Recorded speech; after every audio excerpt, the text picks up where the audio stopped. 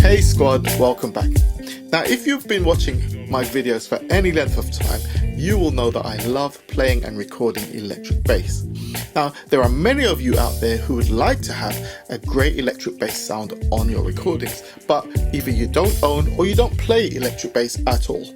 But there is a solution, and that's what I'm going to show you today. I'm going to show you a fantastic sounding, affordable, virtual electric bass plugin that will solve many of your bass needs. So let's get into it. Okay, so let me quickly play you a few bars of the instrumental once again so you can have a listen to the bass line.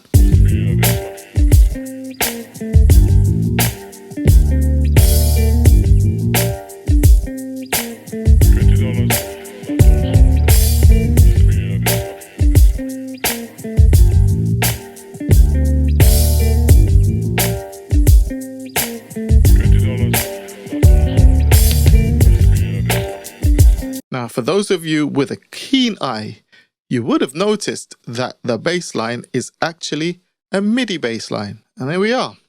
So although I was playing bass at the top in the video, I removed that bass, and what you've heard throughout this entire video, including at the start, was this MIDI bass right here. And this fantastic bass sound is generated from this superb virtual bass plugin by Waves called Bass Fingers. It's absolutely incredible, and I'm going to do a quick overview for you, showing you some of the things that you can do right here, and especially for you guys who aren't bass players and haven't got the time or the interest in learning yet another instrument, this plugin will definitely serve you well. So first things first, let me do a quick overview as to what's happening right here with the track. It's important that you get a good picture of what's going on with each of the components and why the bass actually works with this particular production. So we've got our kick drum here.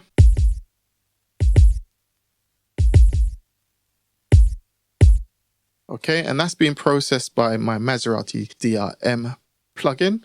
We've also got it going through to a bus where all of my drums are going, and that also has been processed by the Tony Maserati GRP. Then we've got our snare sample, so let's hear these together.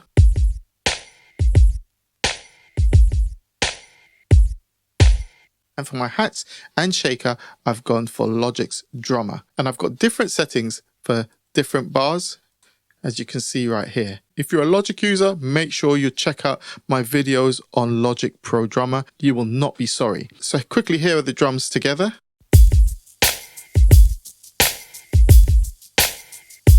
And then over here.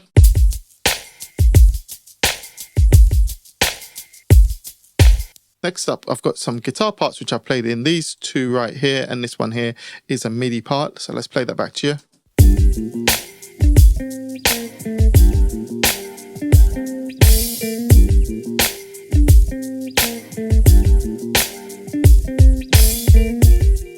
Right, so some of my guitars are being processed by the Waves CLA Guitars, and also I'm processing using this fantastic tool, again by Waves Voltage Amps Guitar plugin. And I'm discovering more and more how fantastic this is, and with so many options. I'm actually going to do some videos on this real soon. We've also got a piano section right here.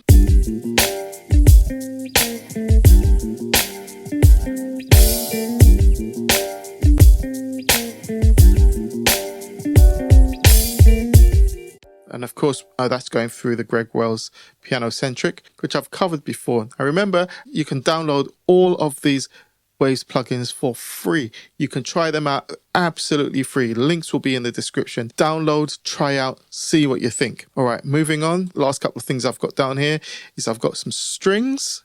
So let's play that back real quick.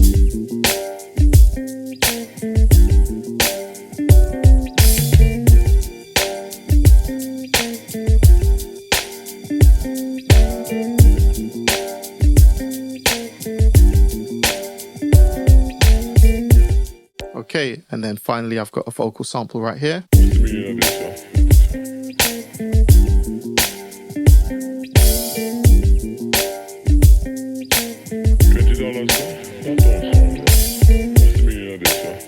Okay, and then of course on top of that we've got our bass line.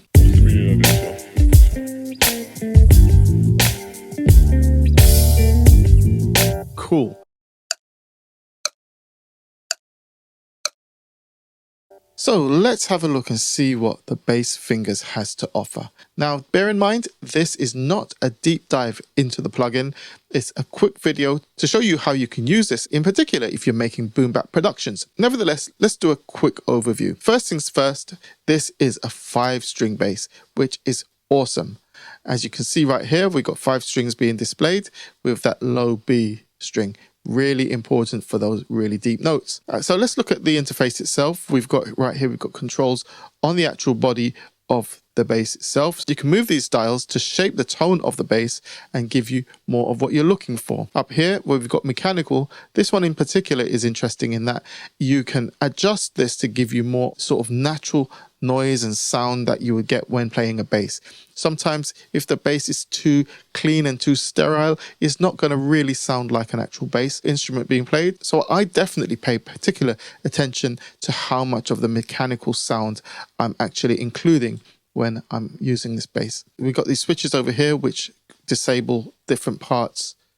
So if we were to switch all of these off, and if we were to switch amp on right here, this is all of your amplification setup. As you can see, you've got pretty much a 4-band EQ there, and you've got your amp levels here. We switch these on, you've got some limiting here, and when I switch the tone button on, we activate these tone settings over here. If I come down here to FX, if we click this, we enable or disable the effects pedals down here, and this is your post effects here. So of course reverb and delay being post effects, and compression, overdrive and so on being your pre effects. When we come up here and we open up this MIDI functions section, you've got some settings here as well, the obvious being transpose, and again the velocity curve that you might want to use, and modulation depth. These are things you'll experiment with to establish the sound you're looking for. When we come down here to articulation, which again you can experiment with. Over here we've got the key switch editor. Press here, and of course you use these switches to add more realism to the overall sound of your bass. Now in terms of presets, you have got so much to choose from. You've got your basic setups, as you can see right here. You've got hard, you've got creative, and then you've got all of these artist setups as well. A lot to choose from, and as you go through you'll try out different sounds and settings to come up with something that really works for you. And of course you're going to switch these out depending on the track that you're playing on. Now the setting I'm using today is Pay Attention, which is Mark Ralph. So let's listen to the rhythm section, just the bass and drums.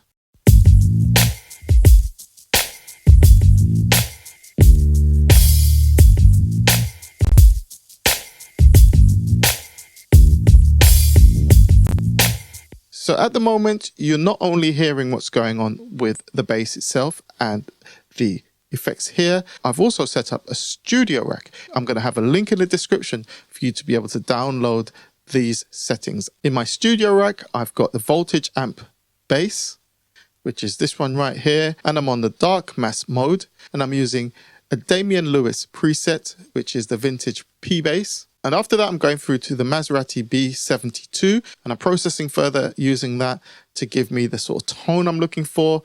Then I've got it all going through to this SSL channel strip, which is going to tame everything, especially with the compression that I've got going on here. So let's have a listen to how this bass line is now being shaped with the plugins bypassed, and I'll bring them in one at a time.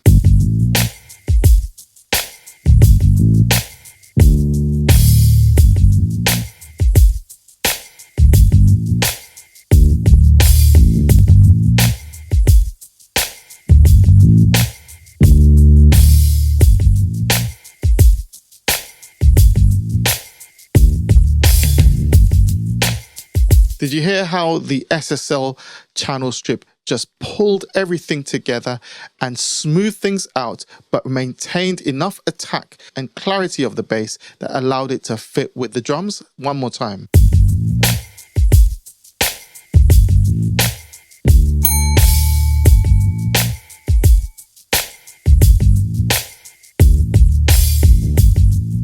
Okay, so I'm going to have a link in the description for you to be able to download my Boom Bap Bass Chain 01. There'll be a link there.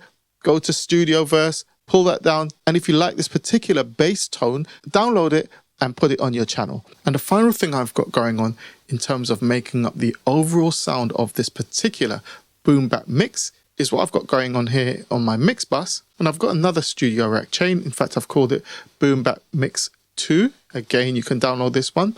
So let's just bypass the chain so you can hear the track with and without.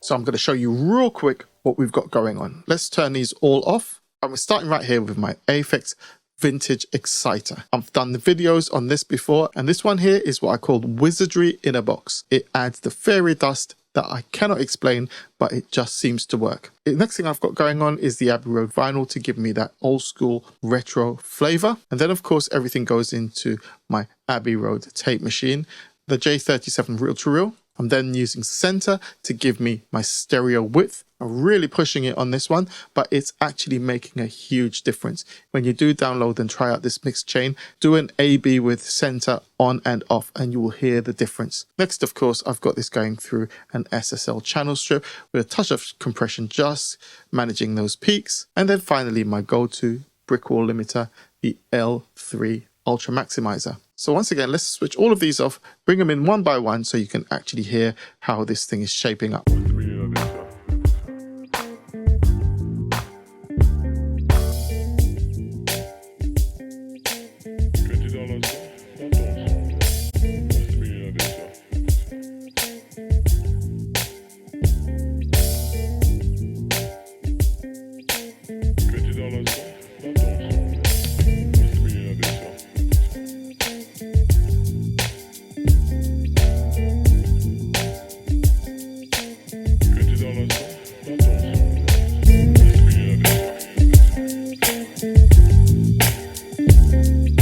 So as always, if I brought you value, remember to like the video, subscribe to the channel, and drop me a comment.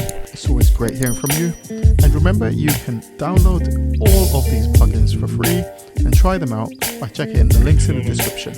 So until next time, I'm Deuce, I'm out. Peace.